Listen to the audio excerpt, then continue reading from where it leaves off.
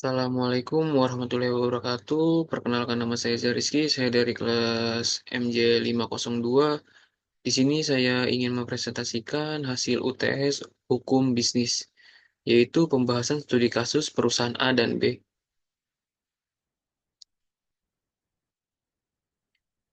Deskripsi studi kasus.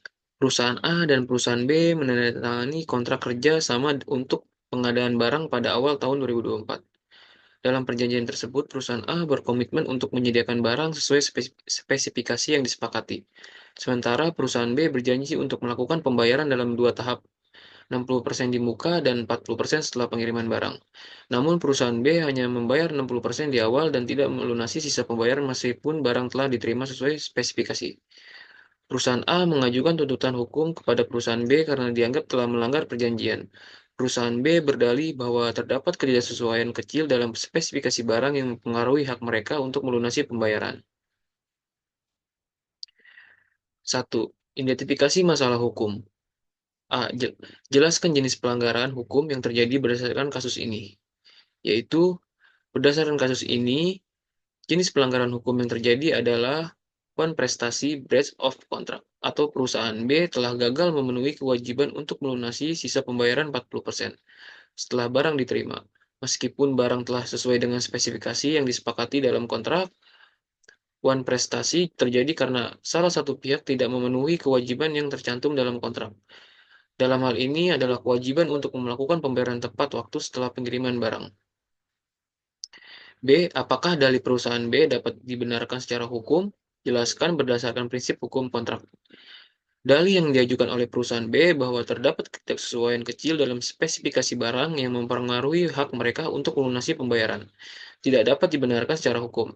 Berdasarkan prinsip hukum kontrak, untuk dapat menghindari kewajiban pembayaran atau meminta pengurangan harga, ketidaksesuaian tersebut haruslah bersifat material atau substansial dan harus mempengaruhi kegunaan barang yang diberikan. Jika tidak sesuaian tersebut bersifat kecil dan tidak mempengaruhi fungsi barang, maka perusahaan B tidak dapat membenarkan alasan tersebut untuk menahan pembayaran. Berdasarkan pasal 1338 KUHP Perdata, kontrak yang sah mengikat para pihak untuk melaksanakan kewajibannya sesuai dengan isi perjanjian. Dan dalam hal ini, perusahaan B tetap wajib membayar sisa pembayaran dalih ketidaksesuaian kecil tidak memenuhi syarat hukum untuk menghindari kewajiban pembayaran. 2. Analisis kontrak. A. Berdasarkan kasus ini, sebutkan elemen-elemen penting yang harus ada dalam sebuah kontrak agar sah secara hukum. Dalam sebuah kontrak, terdapat elemen-elemen penting yang harus ada agar kontrak tersebut sah secara hukum di antaranya yaitu kesepakatan. Kesepakatan kedua belah pihak harus bersepakat untuk mengikat diri pada kontrak yang disepakati. 2. Yaitu kecakapan. Para pihak dalam kontrak harus memiliki kecakapan hukum yaitu tidak berada dalam keadaan cacat hukum, misalnya anak di bawah umur atau tidak waras. Yang terakhir yaitu pernyataan persetujuan. Kontrak harus dibuat dengan adanya pernyataan persetujuan dari kedua belah pihak yang dilakukan secara jelas dan tidak ada paksaan. Dalam kasus ini, kontrak antara perusahaan A dan B sudah sah secara hukum karena memenuhi kelima elemen tersebut. Yang B yaitu apakah perusahaan A dapat mengeklaim kerugian? Jika iya, bentuk kerugian apa saja yang bisa mereka ajukan? Perusahaan A dapat mengeklaim kerugian jika mereka dapat membuktikan bahwa pelanggaran kontrak yang dilakukan oleh perusahaan B tidak membayar sisa 40% telah menyebabkan kerugian secara langsung. Bentuk kerugian yang dapat diajukan oleh perusahaan A antara lain, 1. Yaitu kerugian material. Kerugian finansial yang timbul akibat tidak diterimanya pembayaran 40% tersebut yang dapat mencakup biaya produksi dan biaya distribusi dan lain-lain. Yang kedua, kerugian imaterial. Jika perusahaan A dapat membuktikan bahwa pelanggaran kontrak ini menyebabkan kerusakan reputasi atau hubungan bisnis mereka dengan pihak ketiga. Yang ketiga yaitu ganti rugi. Perusahaan A berhak untuk menuntut ganti rugi sesuai dengan kerugian yang timbul akibat prestasi dari perusahaan B berdasarkan pasal 1243 KUHP Perdata. Yang ketiga, penyelesaian sengketa. A. Sebutkan metode penyelesaian sengketa yang dapat digunakan dalam kasus ini, misalnya mediasi, arbitrase, dan litigasi. Metode penyelesaian sengketa yang dapat digunakan antara lain yaitu mediasi, upaya penyelesaian sengketa secara damai dengan bantuan mediator yang netral. Arbitrase, penyelesaian sengketa melalui lembaga arbitrase yang hasilnya mengikat secara hukum. Litigasi penyelesaian sengketa melalui jalur pengadilan dengan keputusan yang mengikat. B. Jelaskan mana yang lebih sesuai untuk kasus ini dan mengapa. Metode yang lebih sesuai untuk kasus ini yaitu untuk kasus ini, arbitrase lebih sesuai dibandingkan litigasi dan atau mediasi.